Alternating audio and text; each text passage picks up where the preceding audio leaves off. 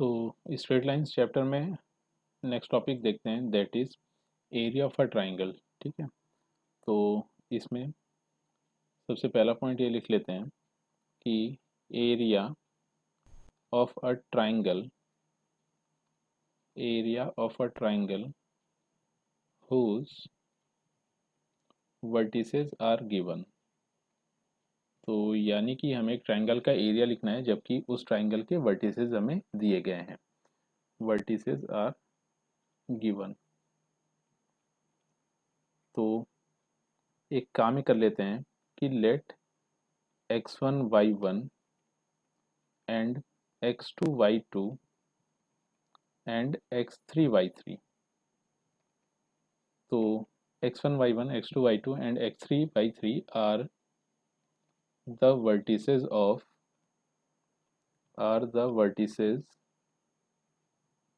of a triangle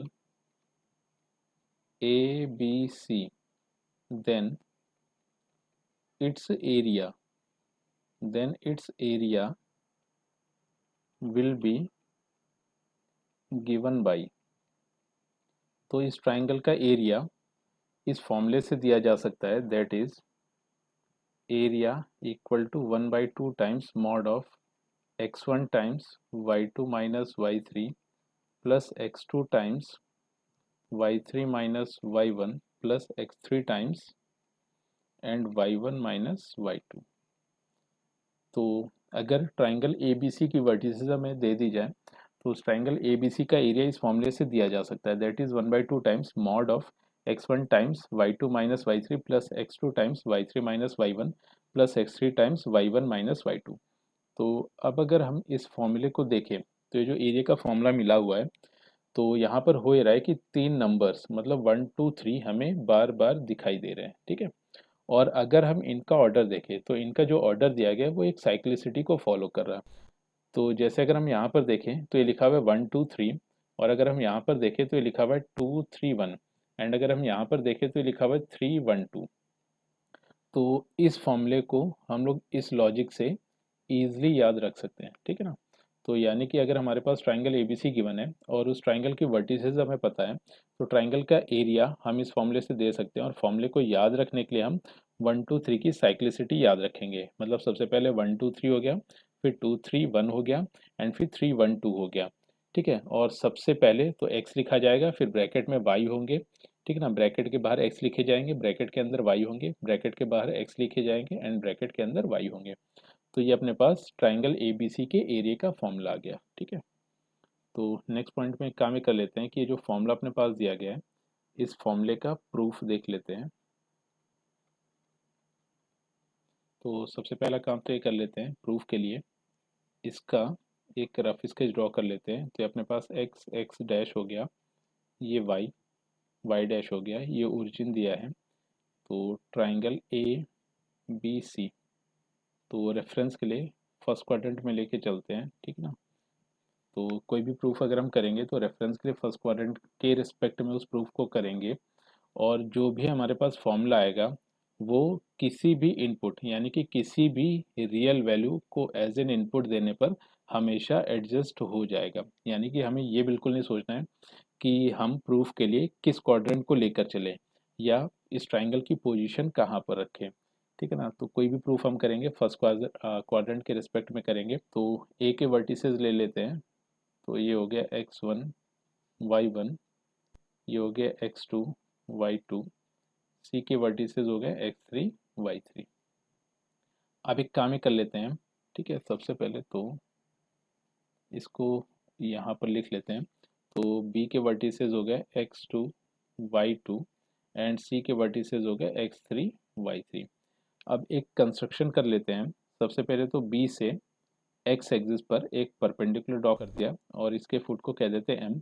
similarly सी से x axis पर एक परपेंडिकुलर ड्रॉ कर दिया, इसके फुट को कह देते हैं n। एंड ए से एक्स एक्सिस पर एक परपेंडिकुलर ड्रॉप कर दिया और इसके फुट को कह देते हैं टी।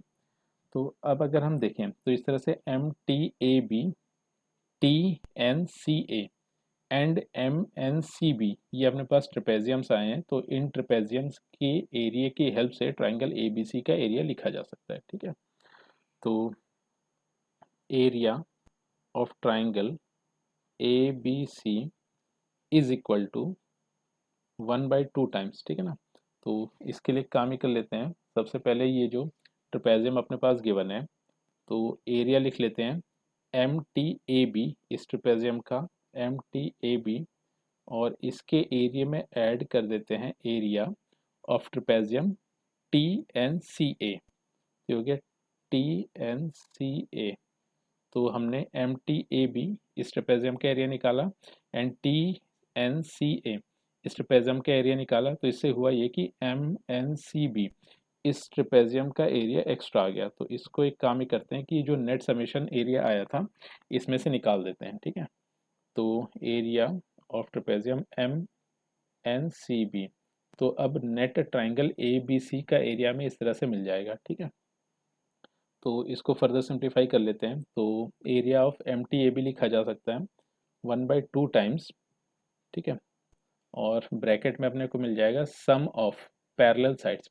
तो अगर हम देखें सम ऑफ पैरेलल साइड्स मतलब एम बी, ये हो गया एम बी प्लस का टी ए इनटू हाइट। तो हाइट यहाँ पर हो गई एम टी, फिर प्लस 1/2 टाइम्स एरिया ऑफ, ठीक है।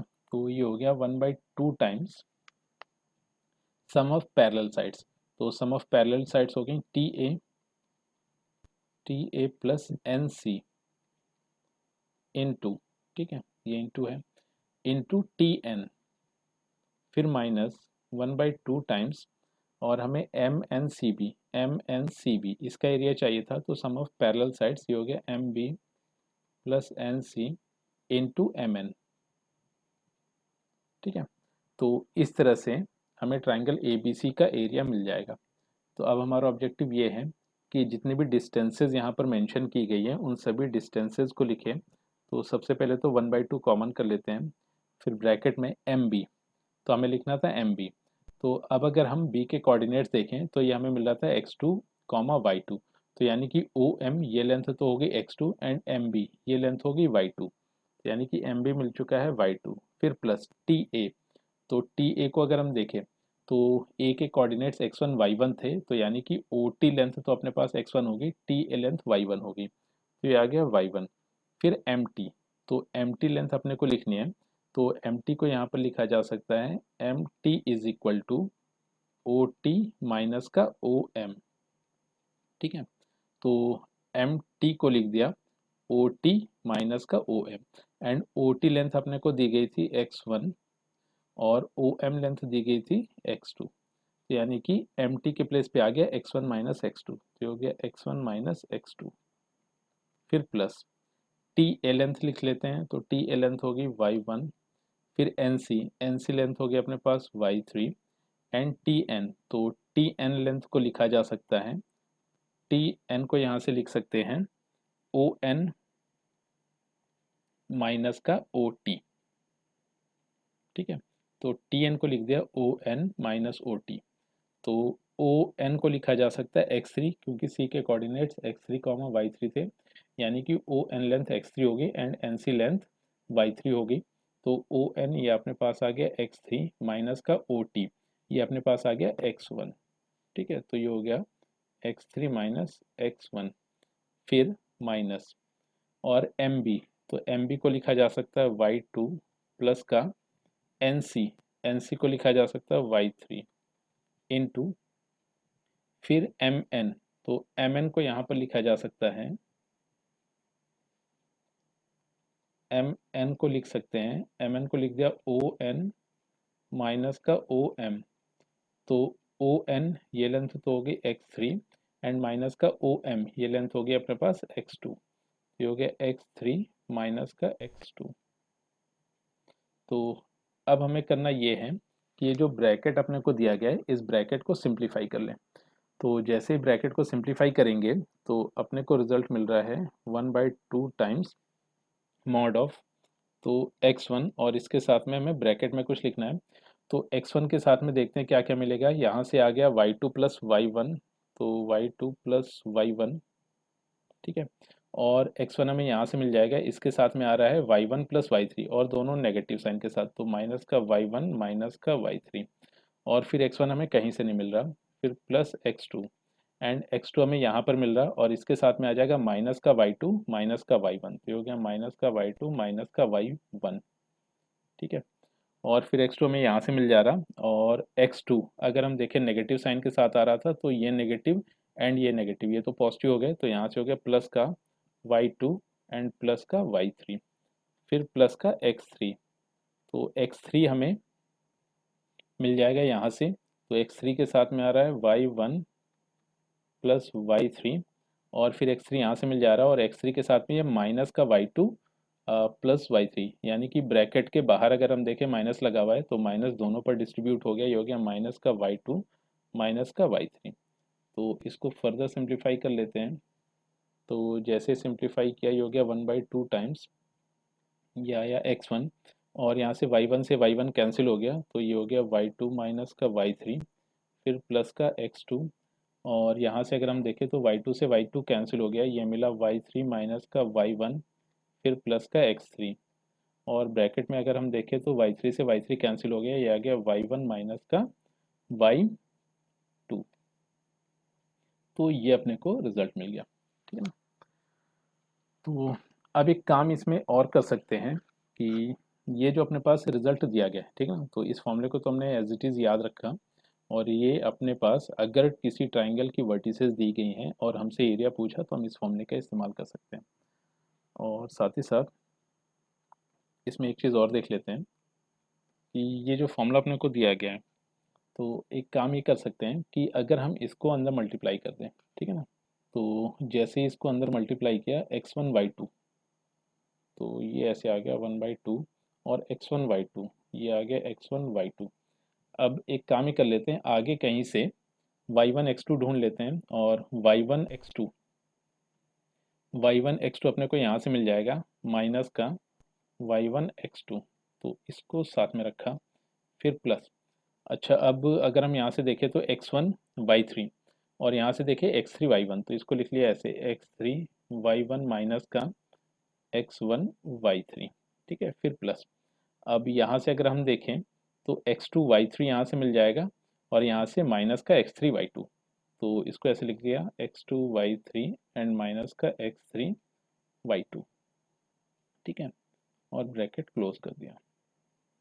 तो अब अगर हम इन रिजल्ट्स को ध्यान से देखें और हमने अगर थोड़ी मैट्रिक्स पढ़ रखी है या डिटर्मिनेंट्स पढ़ रखा है, तो अगर हमने मैट्रिसेस एंड डिटर्मिनेंट्स ये टॉपिक पढ़ रखा है, इनफैक्ट अगर हमने डिटर्मिनेंट्स भी पढ़ रखा है, तो यहाँ से हमें एग्जैक्टली दिख गया कि ये जो क्वांटिटी लिखी हुई है, ठीक है, इसको टेबुलर फॉर्म में ऐसे लिख सकते हैं x1 एंड x2 y2।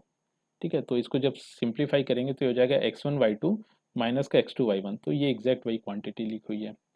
फिर प्लस, तो इसको भी अगर हम देखें तो टेबुलर फॉर्म में लिख लेते हैं, तो एक काम ही कर लेते हैं कि ये जो क्वांटिटी गिवन है पहले इसको लिख लेते हैं, तो इसको लिखा जा सकता है x2 y2 और ये हो गया x3 y3।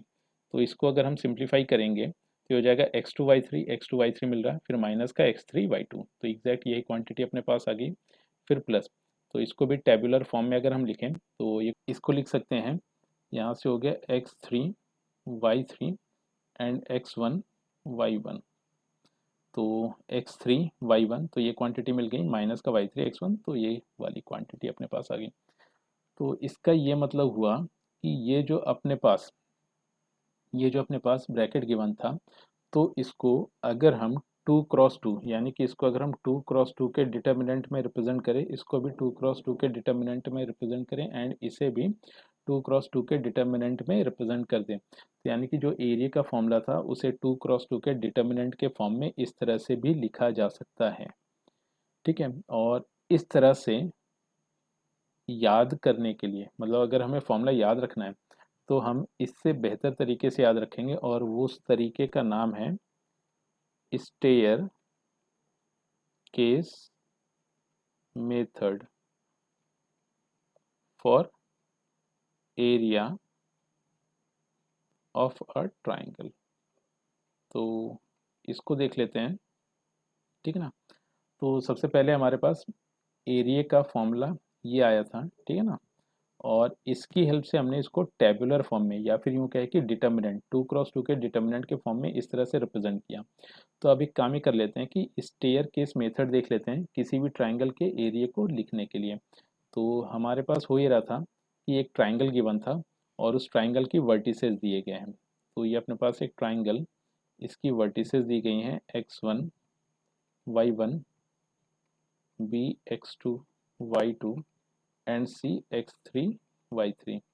तो अब एक काम ही कर लेंगे कि ये जो वर्टिसेस हैं, इन वर्टिसेस को इस तरह से एक साइक्लिक ऑर्डर में लिख लेंगे। साइक्लिक ऑर्डर से मतलब ये है कि हमने शुरुआत की x1 y1 से एंड एंडिंग भी करेंगे x1 y1 से, और जितनी भी वर्टिसेस होंगी, यहाँ पर 3 वर्टिसेस फिलहाल हमें दिखाई दे रही, बाकी जब पॉलीगन का एरिया भी लिखेंगे तो इसी कॉन्सेप्ट का इस्तेमाल करके ईजिली लिखा जा सकता है, ठीक है। तो हमने किया ये कि साइक्लिसिटी के हिसाब से सारे कोऑर्डिनेट्स लिख लेंगे, यानी कि कोऑर्डिनेट्स के जो भी एलिमेंट हैं वो साइक्लिसिटी को फॉलो करते हुए लिख लिए जाएंगे। शुरुआत x1 y1 से होगी एंड एंडिंग भी x1 y1 से होगी, और सारे कोऑर्डिनेट्स के एलिमेंट्स लिखे जाएंगे इस ऑर्डर में। x1 y1, फिर हो गया x2 y2, फिर हो गया x3 y3 एंड फिर x1 y1।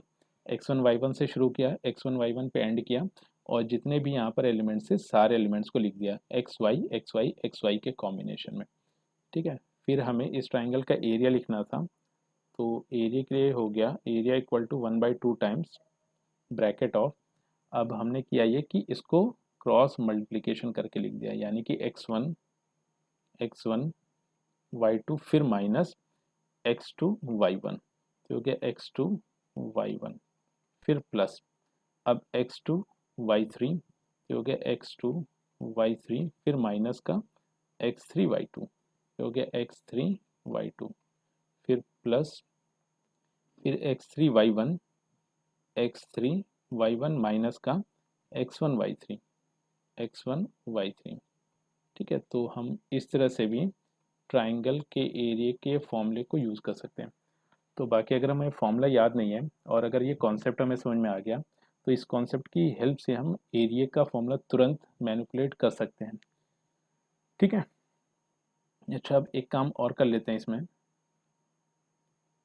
तो अगर हम देखें तो ये जैसे हम लोगों ने 2x2 मतलब एरिया को 2x2 के डिटर्मिनेंट के फॉर्म में लिखा था, अब एरिया के फॉर्मूले को 3x3 के डिटर्मिनेंट के फॉर्म में भी लिखा जा सकता है। तो एरिया के फॉर्मूले को इस तरह से भी लिख सकते हैं 1/2 times determinant of x1 y1 1 x2 y2 1 x3 y3 1, ठीक है। तो ये भी एरिया का फॉर्मूला है, तो हम इस तरह से भी एरिया के फॉर्मूले को याद रख सकते हैं, ठीक है। बाकी अगर हम देखें तो जो सबसे पहला वाला फॉर्मूला था, ठीक है, जो सबसे पहला वाला फॉर्मूला था, यानी कि ये जो फॉर्मूला दिया गया है, इस फॉर्मूले को अगर हम देखें तो ईजिली ये जो चीज़ लिखी हुई है हम यहाँ से ये कंक्लूड कर सकते हैं कि ये एक डिटर्मिनेंट का एक्सपेंशन लिखा हुआ है, ठीक है। तो अगर हम देखें तो वो डिटर्मिनेंट यही गिवन है। तो अगर हम इस डिटर्मिनेंट को एक्सपेंड कर दें, ठीक है ना, तो राइट हैंड साइड को एक्सपेंड करें तो हो गया 1/2, ठीक है, और ब्रैकेट हो गया। तो हम एक काम ही करते हैं कि फर्स्ट ये जो हमारे पास कॉलम दी गई इसके अलोंग इस डिटर्मिनेंट को एक्सपेंड कर देते हैं। तो सबसे पहले x1 आ गया और फिर x1 के साथ में ये 2x2 की, यानी कि ये वाली हमारे पास डिटर्मिनेंट आ जाएगी, ठीक है। ये ऐसे हमें मिल जाएगा y2 1 y3 1, इसको सिंप्लीफाई करेंगे अपने को मिल जाएगा y2 माइनस का y3 फिर माइनस का, ठीक है ना, माइनस का x2 आ गया यहाँ से, तो ये माइनस का x2 और फिर माइनस के x2 के साथ में हमें मिल जाएगा determinant of y1 1 and y3 1, तो इसको सिंप्लीफाई करेंगे अपने को मिल जाएगा y1 माइनस का y3। तो जैसे ही माइनस यहाँ से कॉमन किया तो ये हो गया पॉजिटिव और ये बन गया y3 माइनस y1, फिर प्लस ये वाला x3 पॉजिटिव साइन के साथ आ गया तो ये हो गया x3, और इसके साथ में अपने को एक सब डिटर्मिनेंट मिल गया y1 1 y2 1, तो इसको सिंप्लीफाई करेंगे तो ये हो जाएगा y1 माइनस y2। तो यानी कि जो एरिया का फॉर्मूला दिया गया है उसको हम इस तरह से भी एक 3x3 के डिटर्मिनेंट के फॉर्म में याद रख सकते हैं। तो इसमें नेक्स्ट पॉइंट देखते हैं, और नेक्स्ट पॉइंट को समझने के लिए एक एग्जांपल लेते हैं। तो एक ट्राइंगल ले लेते हैं जिसके लिए वर्टिसेस, एक ट्राइंगल ले लेते हैं जिसके वर्टिसेस हैं 2,2, 5,3 एंड 2,4। ठीक है, तो ये जो वर्टिसेस दी गई हैं, अगर हम इनको प्लॉट करें तो प्रॉपर ऑर्डर में ही लिखी हुई है। ठीक है, चाहे हम क्लॉकवाइज सेंस में ले लें या फिर एंटी क्लॉकवाइज सेंस में ले लें। बाकी अगर हम इसे प्लॉट करके देखें, ठीक है, तो ये हो गया एक्स, एक्स डैश, ये वाई, वाई डैश, ये अपने पास ओरिजिन आ गया। तो यहाँ कहीं अपने को 2,2 मिल जाएगा। ठीक है, और फिर फर्दर 5,3 यहाँ पर कहीं मिलेगा, 2,4 ये अपने को इस तरह से कहीं मिल गया। तो ये अपने को ट्राइंगल इस तरह से कुछ मिलेगा। ठीक है, तो यहाँ पर ये 2,2 आ गया, ये अपने को 5,3 मिल गया, एंड ये अपने को 2,4 मिल गया।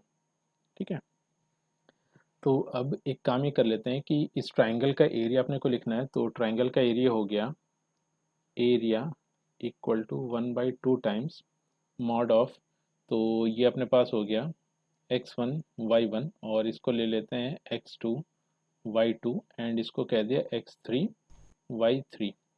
ठीक है, तो ये अपने पास हो गया 2, 2, 1, एंड ये आ गया 5, 3, 1 एंड 2, 4, 1।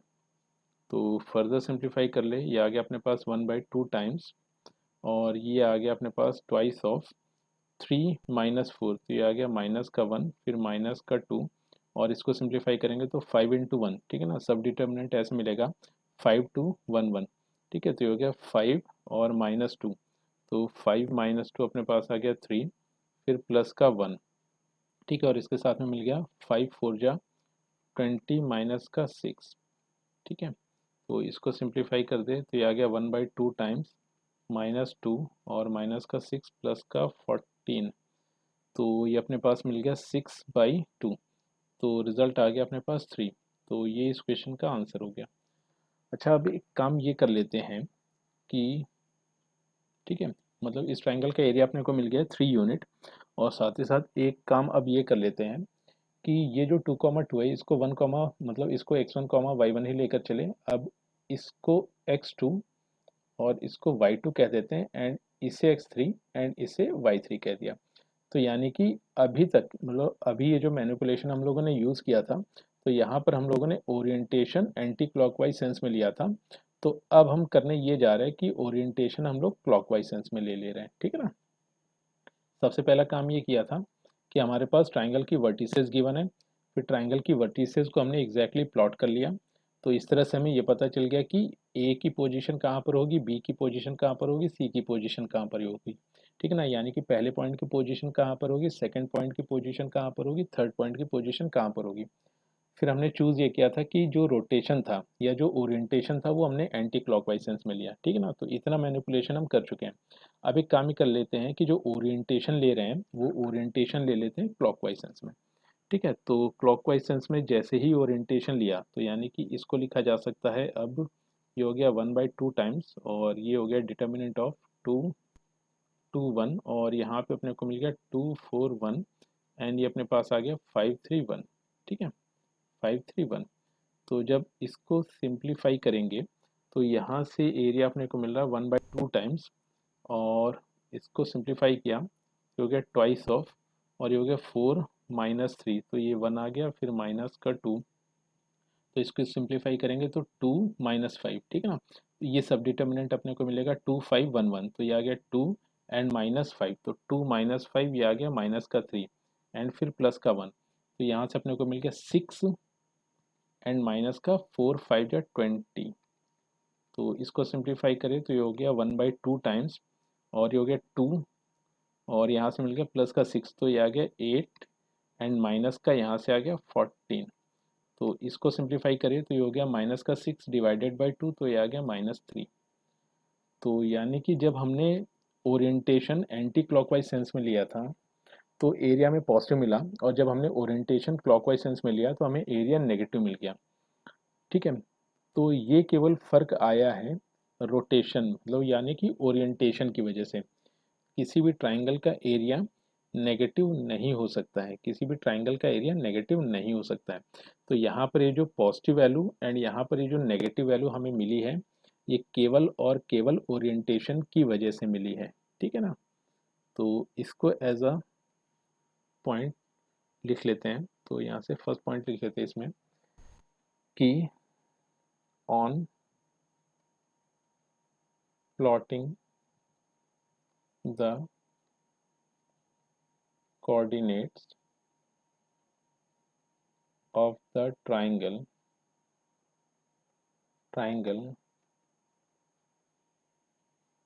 the area